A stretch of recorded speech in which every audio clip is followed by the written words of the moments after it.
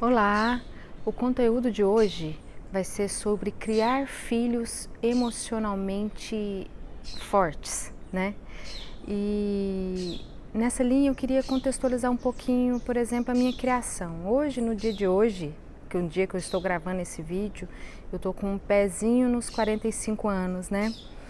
E os meus pais viveram a fase da inflação e nós somos 3 filhos, então nós tivemos uma vida regrada.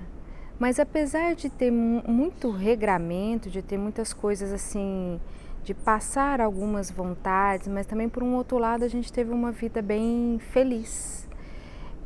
Eu tenho recordações interessantes da minha infância, em parques de diversões, a praia. Eu estou de férias aqui com a minha família numa praia aqui no interior de São Paulo e eu ainda estava refletindo sobre isso ontem.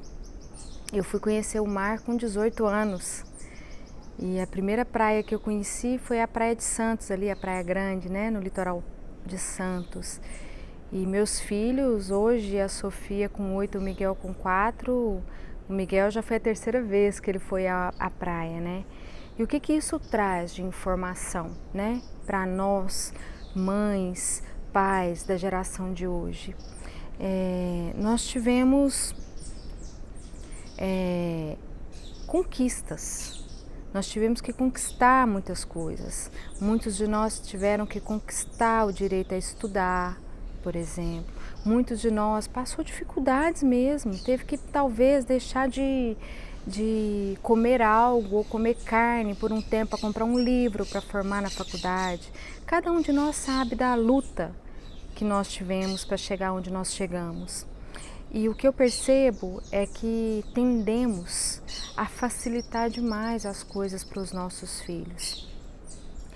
Nada de ruim nesse sentido, de nossa, porque hoje nós temos uma condição de vida um pouco melhor, significa que nem por isso eu tenho que deixar as coisas difíceis para meus filhos? Não, mas nós temos que saber a balança disso, nós temos que saber até onde nós podemos ir sem podar as arestas deles, sem cortar as asinhas deles, sem que eles tenham e se alimentam da vontade, da necessidade de brigar pelas coisas deles.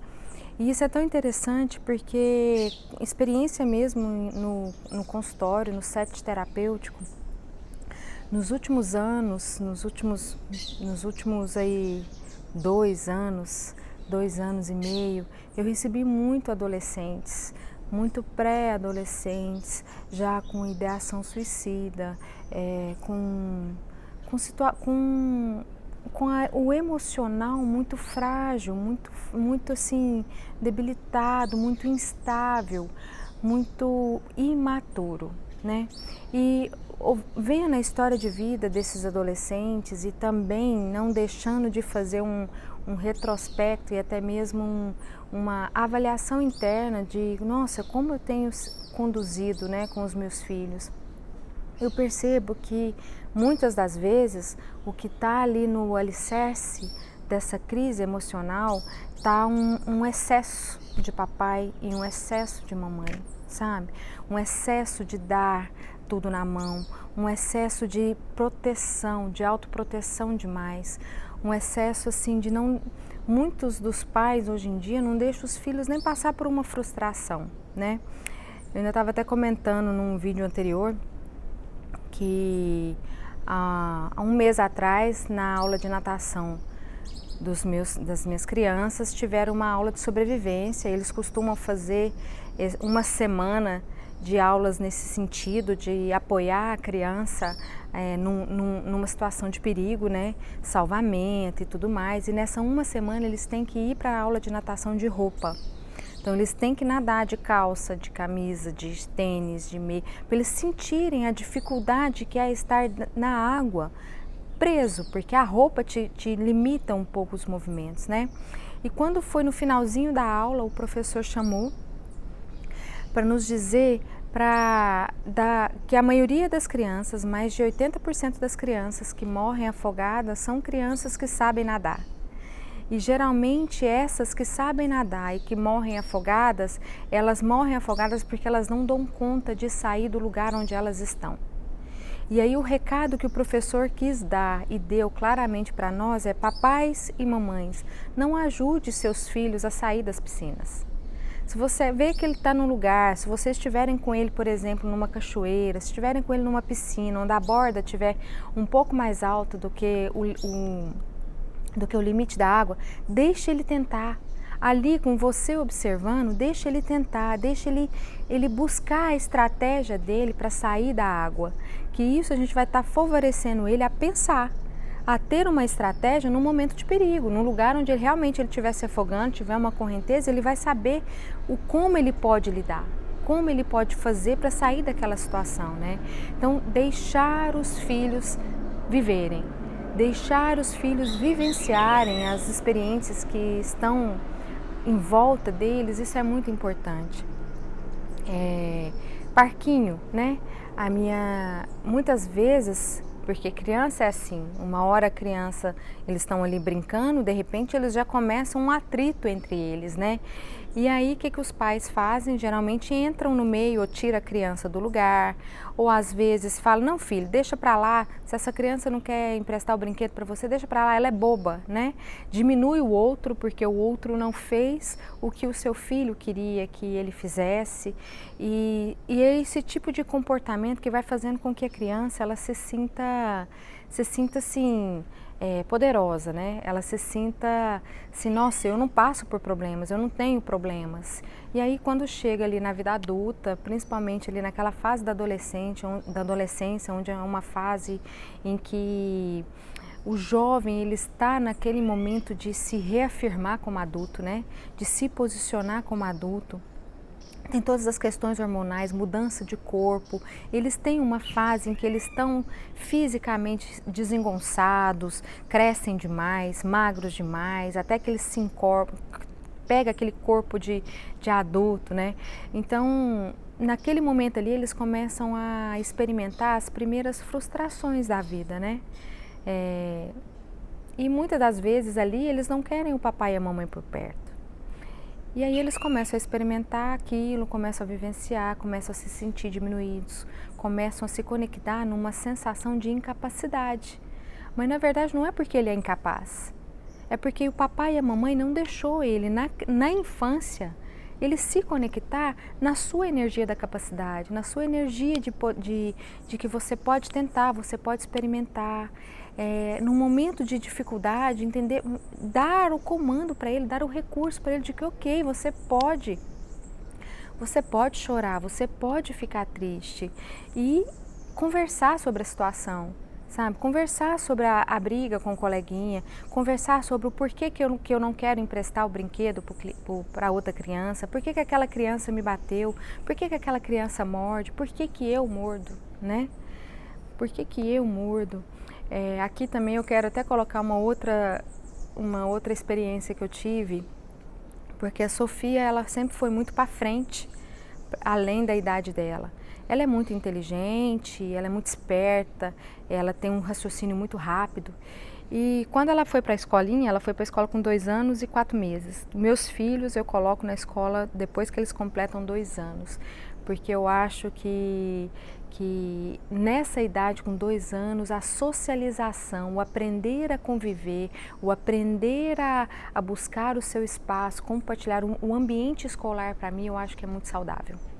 Então, com 2 anos, eu já coloquei eles na escola e, coincidentemente, como a Sofia é de setembro, ela estava aí com 2 anos e 4 meses quando ela entrou. E eu me lembro que chegou lá eu e meu marido, né, já esperando que fosse ter aquele momento do choro. Não, com a Sofia não. Ela chegou, entrou na escola, falou oi pra tia, já foi para um lado dos brinquedos, já falou tchau mamãe, tchau papai, não quis nem chegar perto da gente para tirar foto, né? Confesso que ali eu até senti um pouquinho assim de nossa, pensei que fosse sentir falta, pensei que fosse ficar grudada, né, na gente. Eu senti isso, mas eu não fui lá ficar grudada nela para ela sentir que eu estava achando ruim desse desapego dela, né, para ficar na escola. Eu senti isso e tá tudo certo, eu não cheguei nela, eu não projetei nela essa minha insegurança. E ela ficou na escola, a Sofia não chorou nem um dia para ficar na escola, nem um dia. E aí passaram-se assim uns 2 meses, como ela tinha 2 anos e 4 meses, então na turminha dela ali, o maternalzinho, tinham crianças da idade dela, ou até mesmo um pouco mais novas que ela, que ainda mamava na mamadeira, que ainda tirava a sonequinha à tarde, que foram para a sala de aula com fralda, né? Eu já mando as minhas crianças também desfraldadas. E aí o que acontecia? A Sofia estava ali sempre pronta para ajudar as tias a cuidar dos coleguinhas, que eram menores e que demandavam mais, que choravam, sabe? Teve crianças que choraram até 3 meses de aula, com um processo de adaptação um pouco maior, né? E nessa escola especificamente, a mamãe ficava lá. Então eles deixavam a mamãe ficar ali na escola das crianças que estavam chorando, ficavam ali até na hora do lanche, e para a criança ir se adaptando, e aí depois a mamãe ia embora, né? Mas aí a Sofia começou a morder nos coleguinhas. E aí a diretora da escola me chamou para perguntar se estava acontecendo alguma coisa na minha casa, se eu e o meu marido, se nós estávamos brigando na frente dela, porque geralmente a criança, quando tem esse tipo de comportamento, é porque tem alguma coisa errada acontecendo em casa, né? E eu falei para ela que não, que na minha casa estava tudo bem, que estava tudo bem, que estava tudo tranquilo, que ela chegava da escola contando as coisas que acontecia, que não tinha nenhuma dificuldade de falar que não queria ir para a escola, né? Mas aí eu fui observar, porque essa escola ela criava uns grupos no Facebook dos pais, e todos os dias ela postava as fotos das crianças fazendo atividades, filmava, colocava filminho lá das crianças interagindo dia a dia. Todo dia você tinha lá o dia a dia da criança. E aí eu comecei a perceber que a Sofia, ela estava sempre mais no cantinho. Ela nunca estava no colo de nenhuma das 2 professoras, ela nunca estava de mãozinha dada com nenhuma das professoras. E isso, eu não digo que é porque as professoras estavam sendo displicentes com ela, é porque como ela não demandava muito delas, elas acabavam colocando mais perto delas ali as outras crianças. Mas mesmo a Sofia sendo um pouco mais independente, emocionalmente ela era uma criança de 2 anos e 4 meses que estava num ambiente diferente, e que ela também precisava sentir o acolhimento, estar mais no colo da tia, sentir que agora era a vez dela pegar na mão da tia, entende? E aí eu fui até a escola, fiz essa observação para eles e sugeri que eles, apesar dela ser assim, que dessem mais atenção para ela, que colocassem ela mais sentada perto da tia. E foi assim, tirar com a mão. Foi só as professoras darem atenção para ela também, como dava para os menorzinhos, que ela parou de morder. A intenção dela do morder o coleguinha era chamar a atenção da professora, era para dizer para os adultos que estavam ali, eu estou aqui, entende? Então, são essas situações que muitas das vezes os pais impedem as crianças de passarem.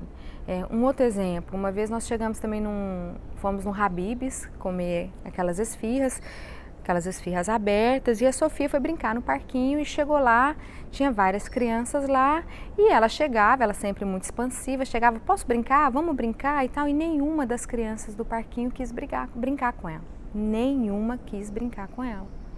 E aí eu vi que ela ficou frustrada, porque nenhuma quis.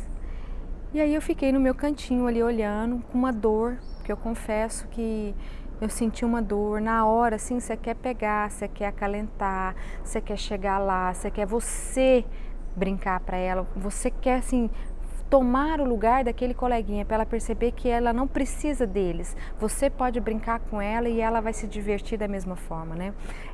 É o primeiro impulso que passa na gente, no coração, na mente da mãe.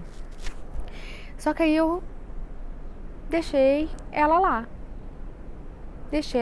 Ela ficou olhando, ela olhou as crianças brincando entre elas. E aí o que ela fez? Ela foi brincar sozinha.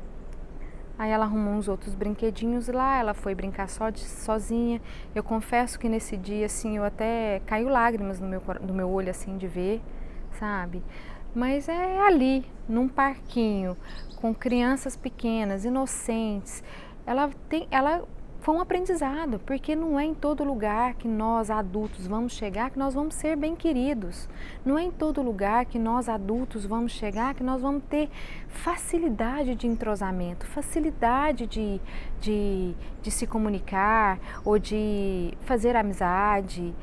No ambiente de trabalho, a gente pode ter dificuldade de relacionamento com a família do companheiro que estiver com a gente.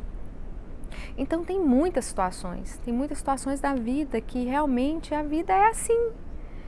E que bom que existe a possibilidade do nosso filho começar a experimentar essas dificuldades com você ali por perto, com você olhando, com você observando, com você podendo chegar depois de um momento desse, conversar, sabe, explicar. E não simplesmente ter aquele ímpeto de chegar lá, pegar a criança e falar assim, não, vem pra cá, filho, você não precisa dessas crianças, não. Essas crianças são chatas, são bobas. Gente, eu tô falando isso porque eu já vivenciei várias situações e já percebi pais tendo essa atitude, né? E aí quando chega lá na adolescência, por exemplo, eu tô com um crush, né? Aqueles amores platônicos que eles costumam experimentar nessa fase. Aqueles amores não correspondidos, né? Amizades, aquelas amizades que às vezes decepção com amizades, decepção com seu corpo. Hoje a questão das redes sociais também, eu percebo que é algo que é muito catalisador dessa fase crítica que é na adolescência, quiçá para os adultos que chegam na adulteza, sabe, com questões emocionais muito mal elaboradas, né? Ninguém posta nas redes sociais, você ao terminar de acordar descabelada. Eu tenho o cabelo enrolado, eu tenho meu cabelo sarará. Eu não vou aqui vir fazer um vídeo para você sem ajeitar o meu cabelo, sem eu estar bonitinha para vocês. Ninguém posta uma foto de você fazendo careta, de você triste, de você com uma espinha enorme no rosto, não.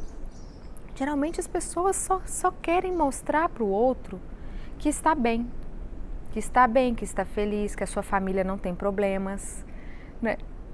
Aquelas declarações de amor, de marido, de esposa, para os filhos, nas datas de aniversário, é aquela família da propaganda de margarina, né?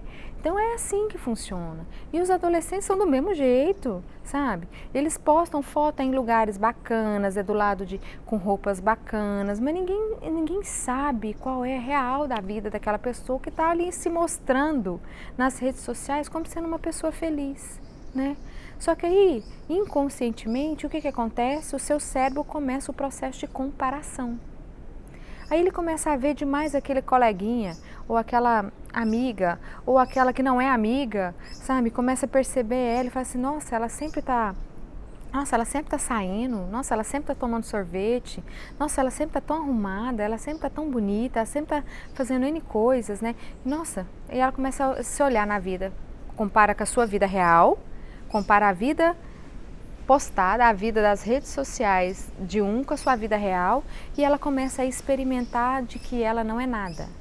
Nossa, a minha vida é ruim.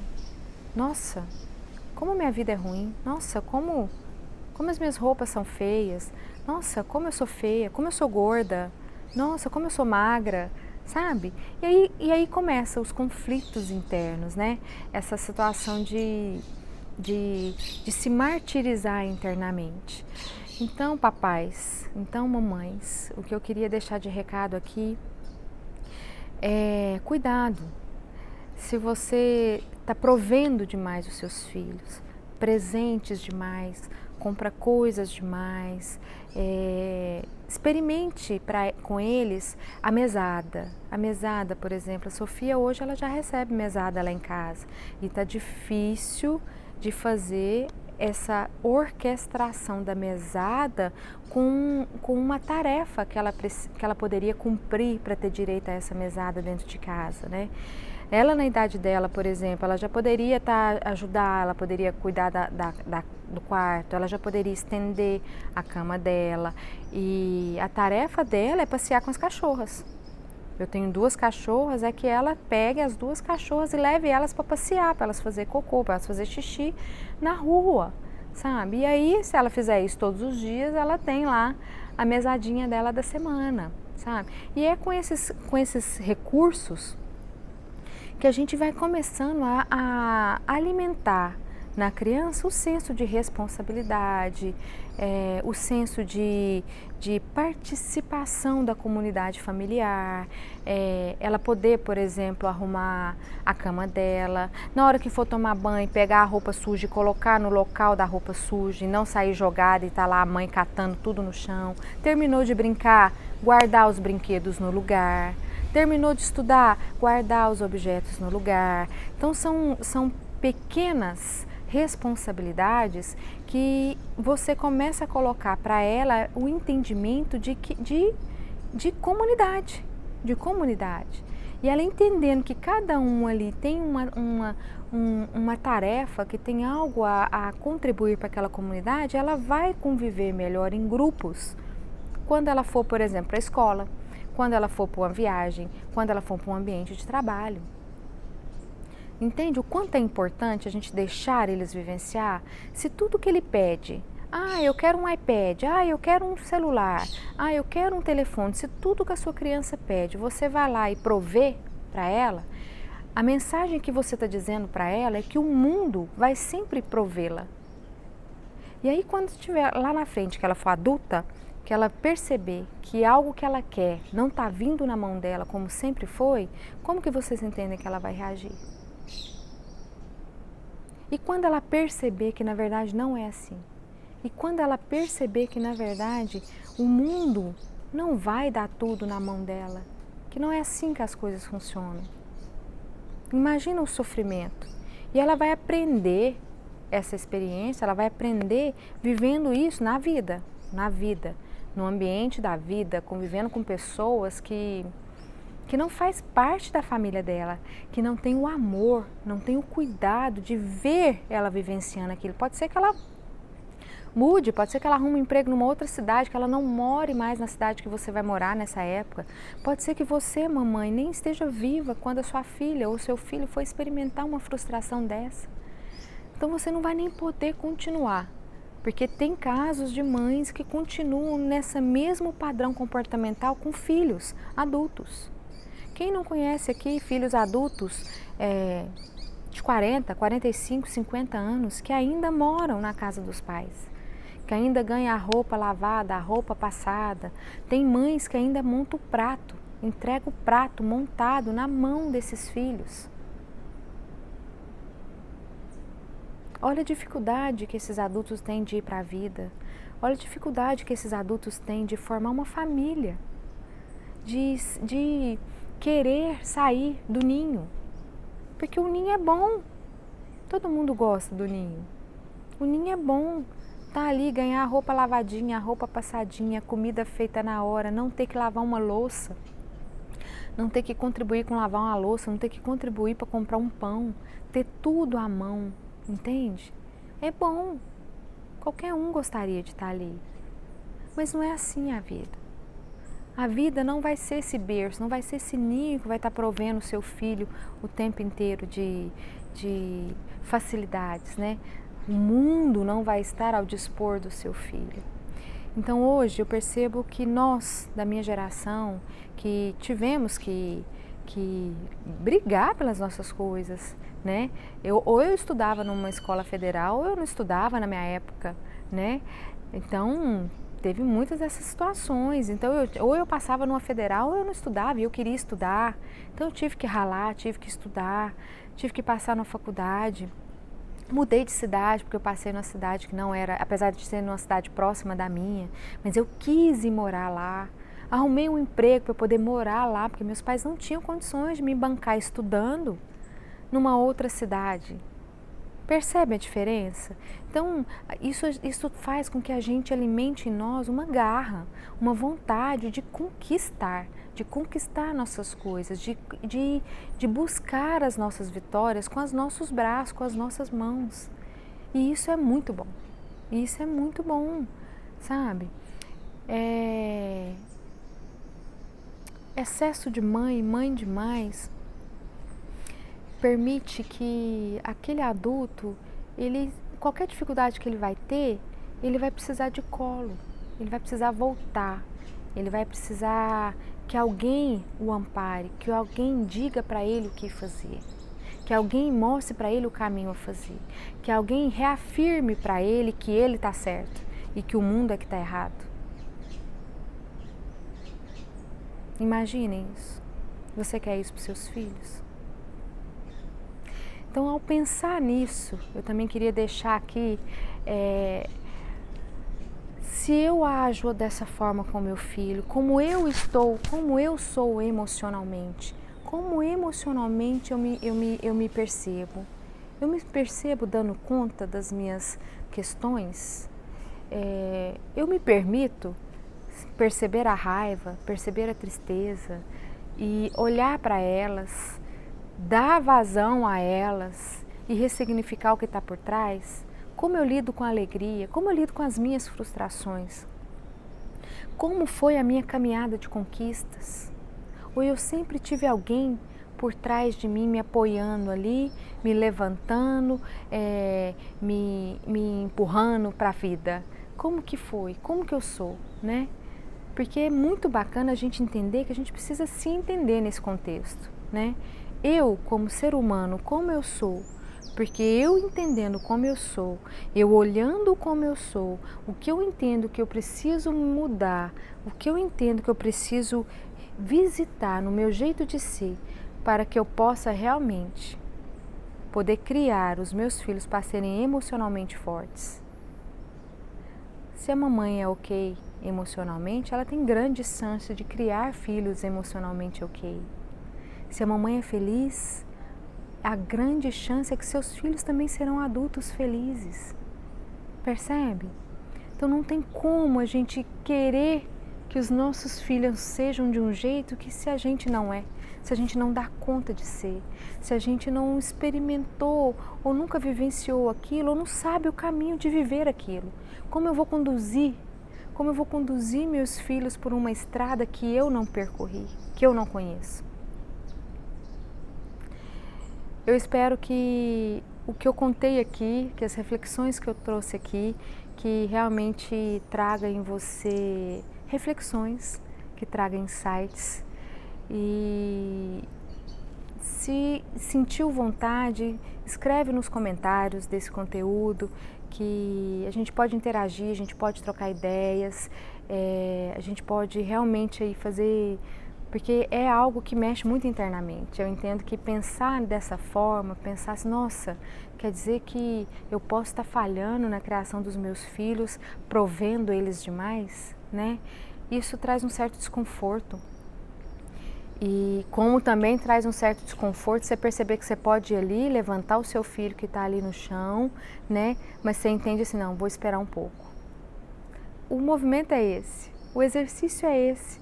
Em vez de você ir no impulso para fazer por ele o que ele pode fazer, você prover a ele, espera, respira, espera por alguns segundos, alguns minutos e perceba como ele vai reagir.